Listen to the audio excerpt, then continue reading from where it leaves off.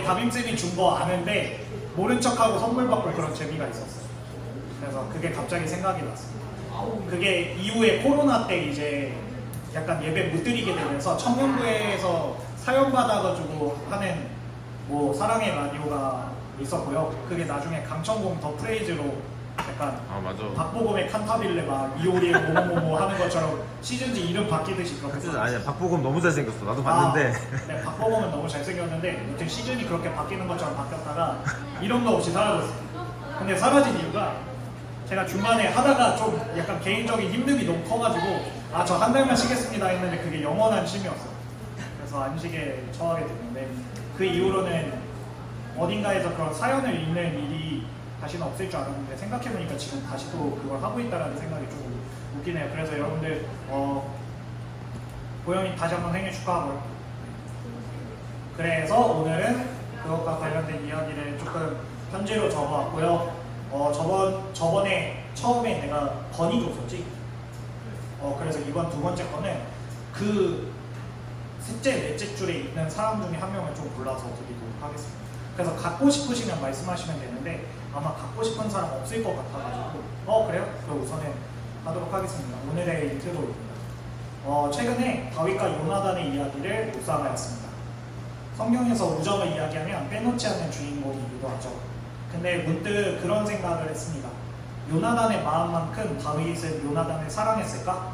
생각해보면 그 서사가 너무 외사랑이지 않을까? 이런 생각을 했습니다.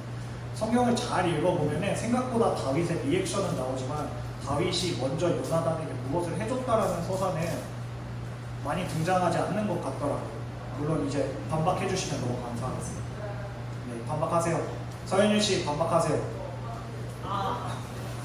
생각해보면 그 서사가 너무 외사랑이지 아니할까라는 생각을 했습니다. 사람 간의 관계가 생각해보면 일방적일 때가 더 많다는 잡생각도 듭니다. 누구가 누군가를 좋아하는 것만큼 상대방이 그 사람을 좋아하지 않을 때도 많다라는 생각도 듭니다. 그러나 중요한 것은 누구가 더 사랑했는가 보다 그 사랑으로 얼만큼 변화되었는가이지 않을까 싶습니다. 요나단 덕에 다윗은 목숨을 구했고 요나단 덕에 다윗은 흔들릴 때 의지할 것이 있었을 것이고 요나단 덕에 다윗은 왕의 무게감이 더욱 크다라는 것을 실감하게 되었을 것입니다. 다윗의 믿음의 초석에는 요나단이 분명히 자리하고 있었을 것입니다. 우리가 그런 친구가 되었으면 좋겠습니다. 거리가 멀어질 때도 있고 마음이 달라질 때도 있고 어떠한 상황이 우리가 어떠한 우정을 계속 유지하는 게 힘들 때도 있을 것입니다. 하지만 그 친구를 너무 사랑하기에 잘 되기를 바라는 마음으로 이렇게 우정을 쌓아갔으면 좋겠습니다. 다윗과 요나단의 관계처럼 예수님이 다시 한번 여러분들에게 그런 친구가 되기를 원한다고 이 자리에 계십니다. 여러분들도 그러한 요나단과 같은 고백, 다윗과 같은 리액션을 하기를 기도합니다. 네, 명화 드리겠습니다.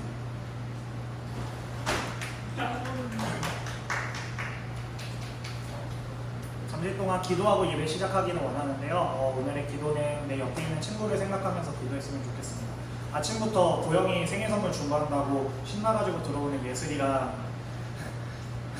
영화의 모습을 보면서 참 저런 게 진짜로 우정이었었는데 지금은 왜 이리 기프티콘과 돈으로 때우려고 하는지 잘 모르겠다라는 생각에 조금 거짓되고 더럽혀진 저의 마음을 반성하게 되었습니다. 저도 친구 편지 쓰면서 즐거워했었던 날이 많진 않았었던 것 같긴 한데 있긴 했었던 것 같습니다. 함께 기도하기 원합니다. 기도드리겠습니다. 준석 한 주간은? 조금 힘들어요. BGM 부탁해요. 네, 기도드리겠습니다. 하나님 아버지, 내가 친구가 되기 원합니다. 하나님 아버지, 내가 옆에 있는 나보다 조금 못나고 나보다 조금 못생기고 나보다 좀 더 재밌는 그 친구에게 친구가 되기 원합니다. 나이 불구하고 성별 불구하고 환경 불구하고 마음을 주는 사람이 되기를 원합니다. 내가 그 마음을 돌려받는 것들을 먼저 원하는 것보다 내가 그 사람이 더 잘 됐으면 하는 마음을 먼저 갖기를 원합니다. 때로는 나의 수고가, 때로는 나의 고생이, 때로는 나의 마음이 너무 일방적이고 너무 돌아오지 않을 것 같고 너무 헛되다고 느낄 때가 있을 것입니다. 하지만 그 모든 것들이 나에게 돌아오기 때문에 참된 것이 아니라 그 친구의 믿음에, 그 친구의 삶에, 그 친구의 사랑에, 그 친구의 어떤 한 분야에 초석이 될 것을 알기에 나는 후회가 없습니다. 주님이 우리를 사랑하실 때 그렇게 사랑하셨습니다. 전부 주시고 하나도 받기 원하지 않으셨습니다. 하지만 전부 주시고 그럼에도 불구하고 우리가 더 잘되기를 바라셨습니다. 물론 주님의 잘되기를 바라는 마음에는 사랑을 받은 만큼 사랑을 고백하기를 원하는 주님의 그런 애틋하고도 간절한 마음이 있었지만 그보다 먼저 우리가 행복하기를 원하셨을 것입니다. 그리고 그 행복이 자기 자신에게 있는 걸 알기에 돌아오라고 소리치셨을 것입니다. 우리도 우리의 친구에게 그런 하나님의 말씀을 그리고 하나님의 삶을 보여주고 말해주기를 원합니다. 그들은 아직 몰라도 나는 알고 있기에, 그들은 아직 부족해도 나는 주님의 사랑으로 차 있기에, 나는 아직 부족하여도 주님이 공급하여 주시기에, 그런 요나단이, 그런 다윗이, 그리고 그런 청소년부가 되기를 간절히 기도합니다. 우리의 영원한 친구 되신 예수님의 이름으로 기도드렸습니다. 아멘.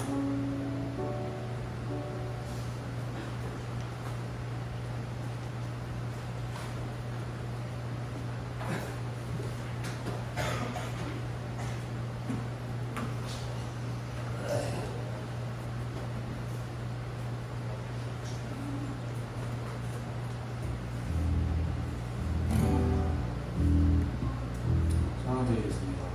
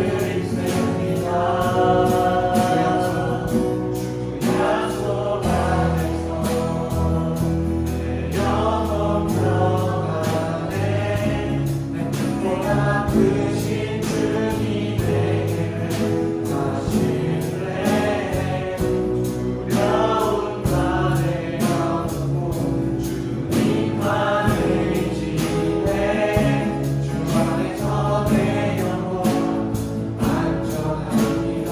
주 약속 안에서 내 영혼 평안해 내 꿈보다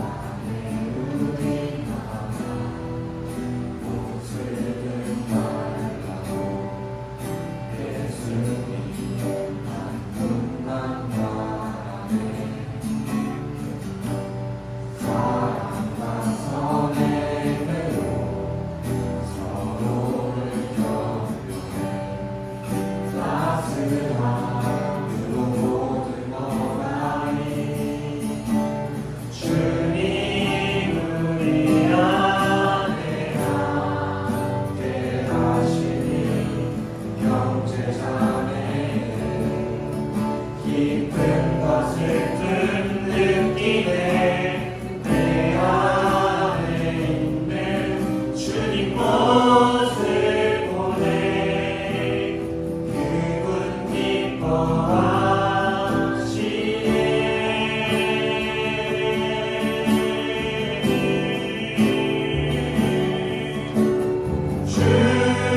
주님을 통해 계획하시니 부족한 입술로 찬양하게 하시니 주님을 통해 계획하시니 너를 통해 하시는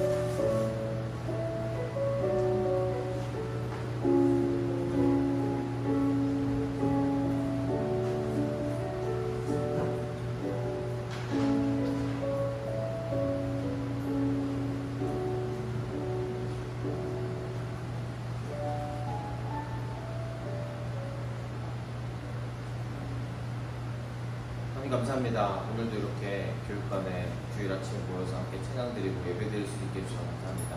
아멘. 부족한 입술로 찬양할 수 있게 해주셔서 감사합니다. 그 어떤 사람도 하나님 앞에서 부끄러움 없는 사람은 없습니다. 주인 되신 우리를 구원해 주시고 이렇게 함께 모아주셔서 이렇게 주님을 찬양하고 예배를 드릴 수 있게 하심이 정말 감사드립니다. 오늘도 예물을 드렸습니다. 이 예물이 형식이 아니라 정말 내 마음에서 우러나와서 예수님만이 나의 유일한 주인이며 그분을 따라 살겠다고 결단하고 믿는 그 순간이 속히 오길 원합니다. 정말 이 예물 안에 우리의 마음이 담기게 하시고 우리 예물 통해서 하나님 나라 확장에도 긴히 쓰일 수 있도록 도와주시옵소서. 예배의 주인은 오직 삼일차 하나님 한 분뿐이십니다. 온전히 이 예배 가운데 자정하여 주시고 예배를 받아 주시옵소서. 이 모든 것 우리 주 예수 그리스도의 이름으로 기도드립니다. 아멘.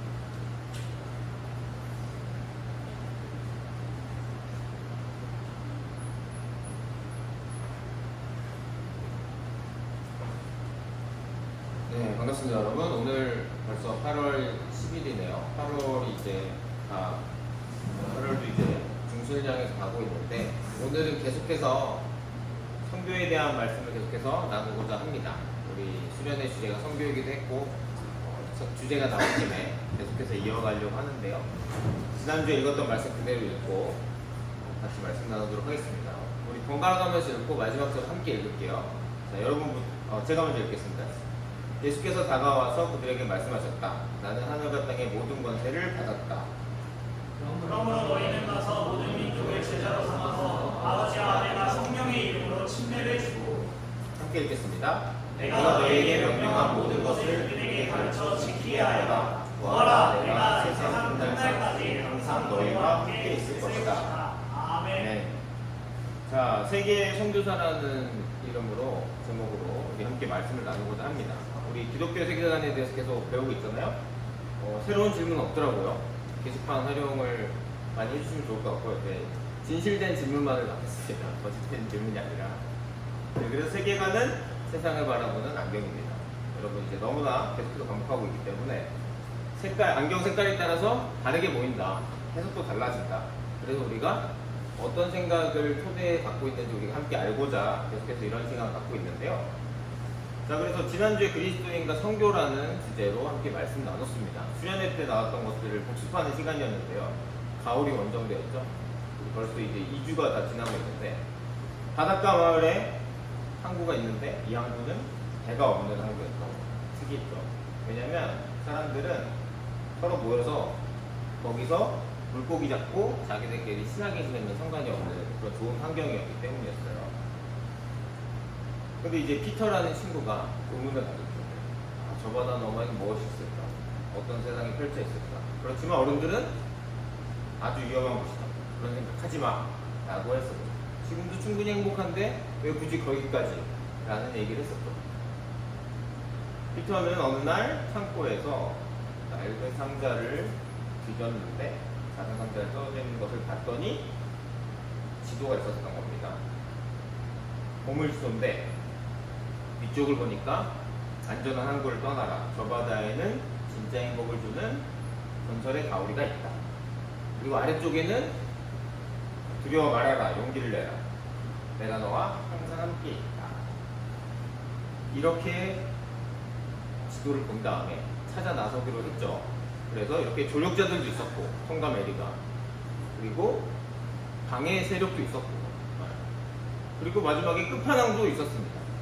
모든 역경과 고난을 다 헤쳐 넘어간 후에 가오리 원정대는 작은 섬이 도착했는데 커다란 비석을 발견했죠.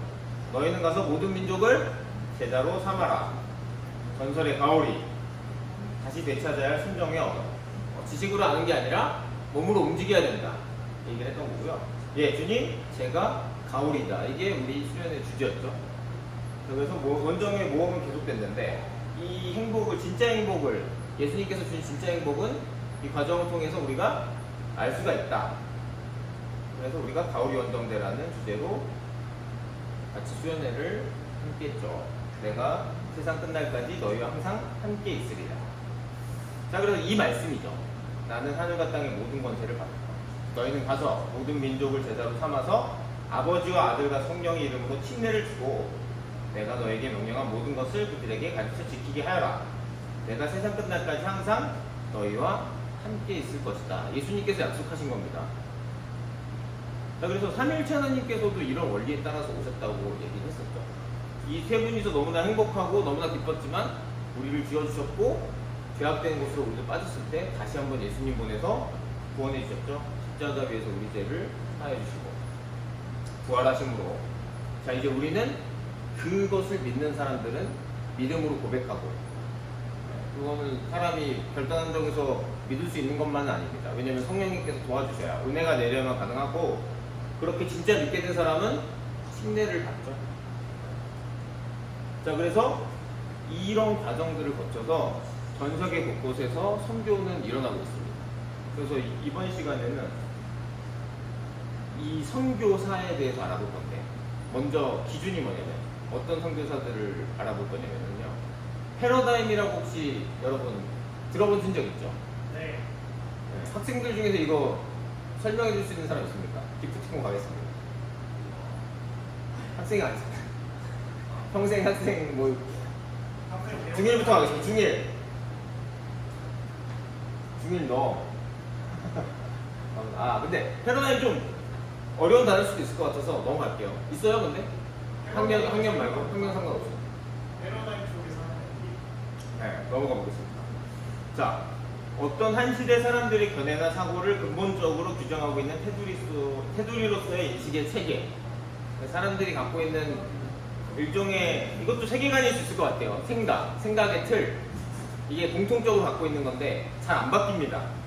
그 증거가 굉장히 많이 쌓여야지만 바뀔 수 있는 건데, 그래서 아주 쉽게 얘기를 들자면, 패러다임보다는 작을 수도 있지만 우리 손흥민 선수가 영국에서 프리미어 리그에서 세계 최고의 리그잖아요. 거기서 득점왕을 했잖아요.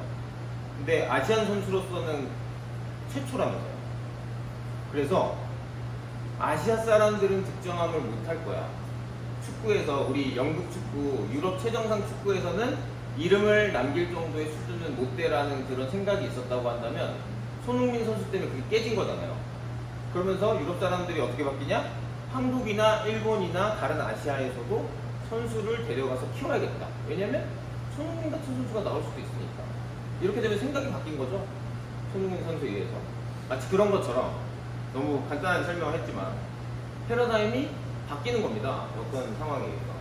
자, 그래서 오늘 살펴볼 선교사님들은 뭐냐면, 세계 선교사들의 저것 중에서 선교 패러다임, 선교에 대해서는 이렇게 해야 되라는 생각이 있는데 이거를 바꾼 사람들이 있어요. 바꾼 사람들이 있어서 그 사람들에 대해서 한번 알아보도록 하겠습니다. 맨 먼저 윌리엄 캐리라는 분이에요. 캐리하시는 근데 적절합니다. 맞아요. 캐리하신 분 맞습니다. 자, 근대 선교의 아버지라고 불리는 분입니다. 자, 개신교 선교에서는, 개신교는 뭡니까? 카톨릭에서 분리되어 나온 거잖아요. 개혁하겠다고. 개신교 선교를 다시 불을 붙인 분입니다. 네. 자, 그래서 윌리엄 캐리 1761년부터 1834년까지 살았었다고 하는데, 영국의 가난한 구두 수송공 출신이셨어요. 그래서 이제 학력은 그렇게 높지가 않으셨습니다. 근데 이제 독학으로 인해서 헬라어, 히브리어 여러 이제 언어들을 익히면서 선교에 대한 것들을 이제 진행을 하셨고, 1793년 인도 캘커타에 도착해서 41년간 굉장히 장기 사역을 하셨습니다. 자, 그리고 최초의 개신교 선교사라고 해도 될 정도로, 물론 이전에 있긴 했는데 개신교는 선교가 본격화되지 않았습니다. 왜냐하면 카톨릭에서 분리돼서 나왔잖아요. 그래서 일단 안정이 돼야 되잖아요. 왜냐면 분리되어서 나왔는데 저쪽이 더 힘이 세. 그러면 내가 어느 정도 안정이 되기까지 시간이 필요하기 때문에 선교까지는 신경을 쓰기가 좀 힘들었어요. 안정되기까지. 그래서 이분은 선교에 대한 열정이 불타올라서 어느 날 목사님들이 모여있는 자리에서, 거기 자리에 함께 있게 됐는데 이런 얘기를 합니다. 왜 대위임령을 따르지 않습니까, 목사님들? 대위임령이 아까 전에 우리가 읽은 예수님의 말씀이에요. 땅끝까지 가서 복음을 전하라, 제자 삼아라, 가르쳐 지키게 하라. 왜 이거 따르지 않습니까? 그래서 그 목사님들의 대부분의 의견이 이겼습니다. 한 분이 이렇게 얘기했대요. 하나님이 이교도들을 구원하기로 하신다면 하나님은 당신이나 우리의 도움 없이 그 일을 하실 것이요 라고 얘기했어요. 그러니까 하나님의 뜻에 따라 모든 걸 다 이뤄가신다. 인간의 개입이 거의 필요 없다라는 입장을 갖고 있었거든요. 이분들이 이제 장로교에서 칼빈 선생님의 가르침 중에 그런 게 있는데, 어쨌든 이런 부분도 있지만 성경에는 저 예수님을 모르는 사람을 보고 우리가 뭔가 헌신해서 우리의 비용과 우리의 생명을 부어 넣어서 구원을 시켜야 되는 그런 말씀들도 있습니다. 그래서 하나님의 뜻과 그 하나님의 뜻을 알아보고 반응하는 인간의 반응이 적절히 조화된 게 성경을 보는 균형적인 해석인데, 이때는 좀 치우쳤어요. 이때 좀 치우쳐서 우리 도움 없어도 하나님께서 하시고자 하시면 저 멀리 저 대륙에서 예수님 믿게 하실 수 있다. 우리가 할 거 없다. 라고 얘기를 했습니다. 자, 그래서 이 윌리엄 캐리란 분이 그리스도인들이 이교도들의 회심을 위한 수단을 사용해야 할 의무에 대한 연구라는 긴 제목의 얇은 책을 지으셨거든요. 그래서 그걸 지어서 설득을 하셨고, 또 이 책은 미국으로 건너가서 미국 대학생들에게 성교의 불을 지피는 그런 역할도 하게 됩니다. 영국뿐만 아니라 전 세계 성교에 굉장히 큰 역할을 하셨어요. 그래서 이분은 뭘 하신 거냐, 그러면 어떤 패러다임을 바꾼 거냐? 해안 지역 선교의 시작입니다. 아까 얘기했었죠? 카톨릭일 때는 선교를 계속 진행했었어요. 그때는 이제 그 배를 타고 스페인 같은 제국은 함대를 통해서 식민지도 점령하고 하면서 그 천주교, 카톨릭이 같이 들어갔는데, 개신교가 되면서 선교가 뜸해졌다가 윌리엄 캐리에 의해서 본격적으로 해안 지역, 그러니까 배 타고 간 그 도시, 그 지역을 선교하는 게 시작이 됐습니다. 자, 그래서 복음이 전해지지 않은 지역으로 가야 한다는 것을 다시 우리 개신교인들에게 불을 지펴주는 아주 중요한 분이고요. 자, 그리고 침례교입니다. 이거 침례교 선교회인데, 근데 이 침례교는 개교회주의라고 했잖아요. 교단 차원에서 이렇게 힘이 센 선교회라기보다 선교 단체를 설립했다는 데 의의가 있습니다. 선교를 가는데 후방의 지원도 되게 중요하다는 것을 알게 해준 분입니다. 그래서 이 윌리엄 캐리를 근대 선교의 아버지라고 해서 선교사 하면은 가장 첫 번째로 꼽을 수밖에 없는 겁니다. 역사적으로. 자, 두 번째. 혹시 이분의 이름을 아는 분 있습니까? 네, 에녹이. 어데슨 페일로 나요. 아, 정확합니다. 정답은. 그렇지만 미안해, 기프티콘은 없어. 너는 너무 많이 알아. 촬영인가요? 이거? 네? 이건 아닌 것 같아요. 네? 아, 근데 에녹이는 이게 전문적으로 좀 뭐 교육을 받았기 때문에 좀 다를 수 있습니다. 일반 학생들보다 더 많이 할 수밖에 없는 건 학교에서 배웠으니까. 전 랍비로 그렇잖아요. 네. 아무튼 에녹아 고맙다, 대답해줘서. 자, 그래서 중국 내지 선교의 개척자라고 불리는 분입니다. 이분도 되게 유명한 분이에요. 자, 그런데 보세요. 백인분인데 중국식의 모자와 옷을 입고 계시죠? 이유가 있는데, 자, 이분은 영국 출신이에요. 그래서 이분도 예수님을 좀 일찍 믿고 21세에 중국으로 출발했습니다. 그러면서 중국 내지 선교회를 창립하셨습니다. 네, 선교단체를 창립하셔서 51년간 중국 사역을 하고 800명 이상의 선교사를 파송해서 굉장히 중국 선교에 이바지를 크게 하신 분입니다. 이분의 일화는 뭐였냐면요. 이제 테일러 선교사님은 중국인과 같은 복장을 하고 변발까지 기르면서 현지인처럼 살아야 된다. 왜냐? 우리 피부색이 너무 희니까 사람들이 내 말, 예수님에 대한 얘기에 집중하는 게 아니라 저 사람 피부가 너무 희다. 어쩜 이렇게 신기하게 생겼지? 이런 거에만 한눈이 팔리고 옷도 서양식으로 입으니까 그게 눈에 띄니까 예수님 전하는데 괜한 장벽을 만든다. 똑같이 입고 다니면은 옷에 대해서는 관심 안 가질 거 아니냐 이런 생각을 하셨어요. 그래서 이게 변발입니다. 여러분, 제가 어릴 때는 황비용이 인기가 있었는데, 준서는 황비용 알아요? 변발 알아요? 변발? 알아요. 변발은 중사 다음 머리 스타일. 이거 굉장히 무례한 발언입니다. 무례한 발언이 이거는 안 돼. 이런 건 안 돼. 저희 중사의 취업이 그래서 사실은 이게 변발은 저는 솔직히 차은희 씨도 소화하기 힘들지 않을까라고 생각을 합니다. 변발은. 상당히 이게 많이 보거든요. 예. 이게 중국에서 되게 미남 배우들 소화가 힘들어요. 이게 정말. 이 청나라 때 이런 문화였는데요. 그래서 당시 서구 선교사들은 서양 복장을 고집했어요. 내가 중국까지 가긴 했지만 내가 갖고 있는 문화, 익숙한 거. 오히려 어떻게 보면 좀 약간 그런 의식들을 고집했는데 허드슨 테일러 선교사님은 나는 중국인이 되어 중국인을 얻겠다고 말하면서 완전한 현지화를 실시했습니다. 그래서 지금 가면 당연히 선교사님들이 거기에 문화를 배우고 익숙해지고 친근해지려고 하는 것들은 당연히 선배 선교사님들의 이런 패러다임을 전환시킨 게 있는 거예요.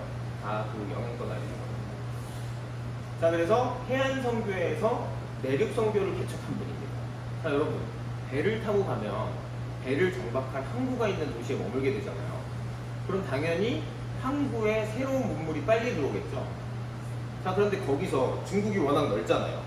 해안은 아무리 중국이 크다고 해도 일부밖에 되지 않잖아요.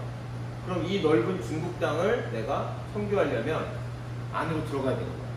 근데 안에 뭐가 있을지 어떻게 합니까? 해안 사람들은 새로운 걸 자주 접하다 보니까 새로운 것에 대한 그런 이제 수용성, 별로 거부감이 없는데, 새로운 거네? 받아들여보자 이러지만 안에 있는 사람들은, 육지에만 살던 사람들은, 저 사람 뭐야? 이상한데? 하면서 해코지할 수가 있잖아. 어떻게 될지 모르는 거예요. 요즘과 같은 그런 환경이 아니니까. 그래서 현지 문화와 관습을 존중하는 선교 방법론이 이분 덕분에 이제 확립이 되게 됐고, 그리고 또 믿음 선교라고 해서 하나님만 의지하는 선교 모델을 제시했습니다. 그런데 이게 그냥 지금도 당연히 하나님 믿고 가는 건데 우리가 기도하고 재정으로 후원하는 것도 되게 중요하죠. 그런데 이때 왜 믿음 선교를 중요시했냐? 이때 배 타고 다니는 시절이잖아요. 지금처럼 인스타 다이렉트 메시지로 DM으로 소통할 수 있는 시대가 아니다 보니까 배를 통해서 하다 보니까 뭘 소통하려고 해도 2달, 3달 걸리죠. 그러면은 공국에서 허가 날 때까지 기다리다가는 아무것도 못하는 겁니다. 실시간 대응이 안 돼요. 그러니까 일단 가자. 하나님 믿고 굶든지 뭐 밖에서 자든지 하나님 믿고 가자라고 할 수밖에 없었던 거죠. 근데 지금은 또 상황이 다르잖아요. 물론 하나님을 믿어야 되지만 우리가 할 수 있는 것들을 하는데 이때는 어쩔 수가 없었어요. 목숨 걸고 가는 수밖에 없었다. 그래서 이때부터는 여성 선교사님들도 많이 참여를 좀 하게 됩니다. 아무래도 험한 시대였기 때문에 여성 선교사님들은 윌리엄 캐리 선교사님 시절에는 거의 없다가 이때쯤 돼서 이제 여성 선교사님들, 독진 선교사님들도 많이 오시고 부부 동반으로 많이 갔었고요. 자, 그리고 이분은 좀 생소하실 수도 있을 것 같아요. 이분은 위클리프 성경 번역 선교회의 창립자입니다. 위클리프 성경 번역 선교회 아세요, 여러분? 들어보신 적 있으세요? 네. 요즘에도 계속 활발하게 새로운 언어로 성경 번역을 하시는 분들입니다. 카메론 타운젠드라는 분인데요. 1896년에서 1982년까지 사신 분이에요. 최근까지도. 미국 출신이신데요. 대학을 중퇴하고 1917년 과테말라로 파송되어서 선교활동하러 오셨습니다. 미국 성서공회에 속해 계시대요. 그래서 1942년에 위클리프 성경 번역 선교회를 창립하셨어요. 그래서 언어학 선교의 아버지라고 불리는 분입니다. 언어학 선교의 아버지. 자, 이분은 어떤 일화가 있냐? 미국 성서공회의 소속으로 과테말라에서 스페인어로 된 성경을 팔고 있었어요. 그런데 이제 파는 게 진짜 세일즈 해가지고 돈 벌려고 파는 게 아니라 저렴한 가격으로 스페인어로 선교하는 거죠. 성경 읽어서 선교하려고. 그런데 이게 성경을 무료로 나눠줘 보니까 그냥 버리기만 하더라. 그래서 조그만 가격이라도 가격을 주고 사야 값어치가 있는 그렇게 보관을 하기 때문에 이런 방법을 택했다고 해요. 그런데 과테말라에서 성경을 판매하고 있는데 카치켈 원주민 한 명이 이제 스페인의 식민지 시대였던 적이 있어요. 과테말라는 예전에 1, 200년 전에 그랬기 때문에 이분은 원주민, 그러니까 스페인어를 몰라. 당신네 하나님이 그렇게 똑똑하시다면 왜 우리 부족말을 안 배우시는 거죠? 스페인어로밖에 된 것밖에 없어요? 우리말 없어요? 카치켈 없나요? 근데 여기는 말만 있어. 글자가 없거든요. 그래서 여기서 한 방 꽉 맞은 거예요. 차원준 성교사님이. 이 질문이 이분의 인생을 바꿨습니다. 그래서 그때부터 소수 부족 언어, 말만 있는, 음성만 있는 언어도 성경을 번역해서 평생 사역을 시작하게 됩니다. 자, 그래서 이분을 통해서 도시와 문명권을 넘어 미전도 종족들에게 복음을 전파한다. 단순히 민족이 아니라 언어, 같은 언어를 쓰고 같은 문화권에 있는 사람들을 세부적으로 다 나눠서 그분들에게 성경을 번역해서 줘야 된다. 그래서 부족의, 문자가 없는 부족의 언어를 문자하고 성경 번역을 하는 사역에 매진을 하셨고요.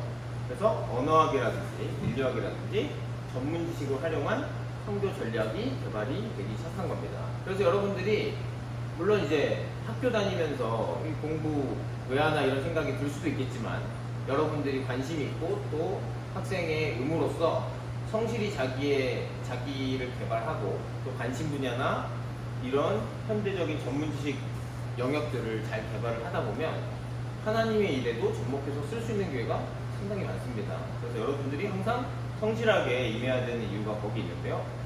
자, 그래서 이렇게 세계의 선교사라는 제목으로 이 선교 패러다임을 바꾼 세 분을 알아봤는데요. 이분들은 이 말씀을 지킨 분들이에요. 가오리 원정대에게 순종을 요구했던 것처럼 나는 하늘과 땅의 모든 권세를 받았다.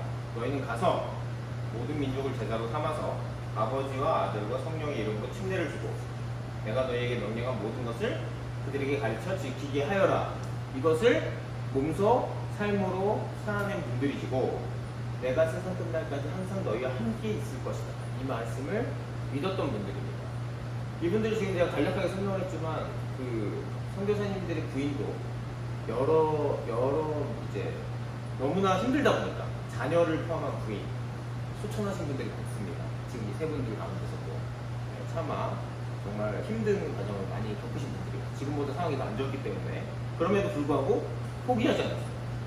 하나님의 명령이고 하나님과의 관계를 통한 그 기쁨이 있었기 때문에 포기하지 않았어요. 그 사명을 끝까지 달고요. 그래서 윌리엄 케이리 선교사님은 근대 선교의 문을 열었다. 허드슨 테일러 선교사님은 내륙과 문화적인 선교의 길을 여셨다. 카메론 사운드드 선교사님은 언어와 미전도 종족 선교의 길을 여셨다. 이렇게 생각을 해주면 될 것 같고요. 이제 앞으로는 우리가 AI 시대라고 합니다.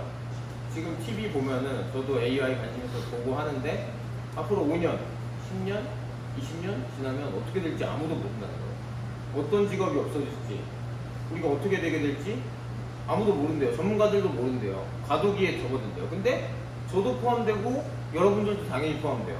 여러분들은 직업을 이제 학교에서 배워서 직업을 구해야 되는데 아주 혼란스러운 사회가 시작될 수도 있겠지만 예측이 어려운 사회지만 이 시대에도 우리 시대에도 하나님은 여전히 그분의 말씀을 순종하는 사람을 통해서 새로운 폭발적인 진보를 이뤄내실 겁니다. AI를 통해서 선교에 어떻게 쓰일지, 예수님을 전하는데 어떻게 쓰일지 모릅니다. AI를 통해서 경제적 이익을 취하거나 자신의 영향력을 넓히는 사람도 있겠지만 이것을 통해서도 새로운 문물이나 기술을 통해서도 하나님은 여전히 일하실 것입니다. 그게 어떤 결과로 나타날지는 아직은 잘 모르겠지만 순종하는 사람 통해서 분명히 이루실 겁니다. 자, 생각해 볼 것은요. 자, 이 세 명의 선교사님 뭐 아시는 분들도 있었고 처음 접하는 분도 있을 텐데 가장 마음에 와닿는 부분이 있다면 어떤 분이고 그 이유는 무엇인지 한번 나눠보면 좋을 것 같고요. 두 번째는 여러분이 만약 선교사가 되어서 해외로 나간다고 했을 때 나에게는 어떤 게 가장 어렵고 힘들까 한번 생각해보고 나눠봤으면 좋겠습니다. 음식이 될 수도 있겠고요. 그리고 언어가 될 수도 있겠고요. 그리고 날씨가 될 수도 있겠죠. 여러 가지 상황이 있을 텐데 한번 나눠보면 좋을 것 같습니다. 자, 그럼 기도하고 금방 공부 진행하도록 하겠습니다. 먼저 아직 하나님께서 부르지 않으신 분들도 있고 가정 중에 있지만 하나님이 부르셨을 때 즉시 순종하는 마음을 줄 수 있도록 우리 함께 기도하겠습니다. 두 번째는 미전도 종족 아직도 많이 남아 있습니다. 그리고 문화적 장벽 뒤에 있는 사람들에게 복음이 전해질 수 있고 문화 뒤에 숨어서 이렇게 복음을 접하지 않으려는 사람들도 있는데 그분들에게 복음이 전해질 수 있도록. 자, 세 번째 세계 각지에서 수고하는 선교사님들의 사역과 안전을 위해서 기도하겠습니다. 우리 교회에서도 다시 사역지로 돌아가는 선교사분이 계시잖아요. 보안 때문에 성함은 말씀드리지 않지만 그분과 또 그분의 가족을 위해서도 함께 기도하도록 하겠습니다. 함께 기도하겠습니다.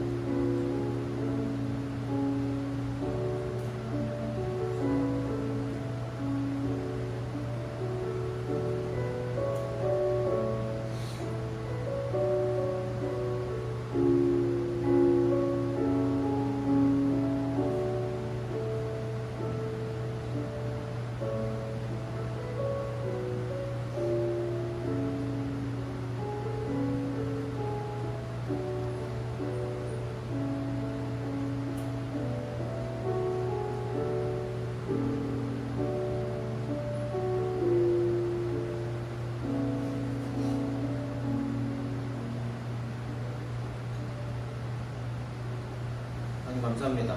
오늘은 말씀을 읽고 또 그리고 세계 선교 역사 가운데 선교의 패러다임을 바꾼 중요한 선교사님들을 알 수 있었습니다. 주님, 이분들은 말씀에 순종했던 분들입니다. 하나님 말씀 믿고 저먼 타 지역으로 나로 완전 다른 곳으로 가족들을 잃기까지 하면서 가신 분들입니다. 주님, 이분들이 순종했던 그 믿음 우리에게도 허락해 주시옵소서. 아직 예수님을 모르는 친구들이 우리 가운데 많이 있지만 예수님이 부르셨을 때 반드시 그것을 알고 즉시 순종하는 그 은혜의 역사 우리에게 허락해 주시기를 간절히 원합니다.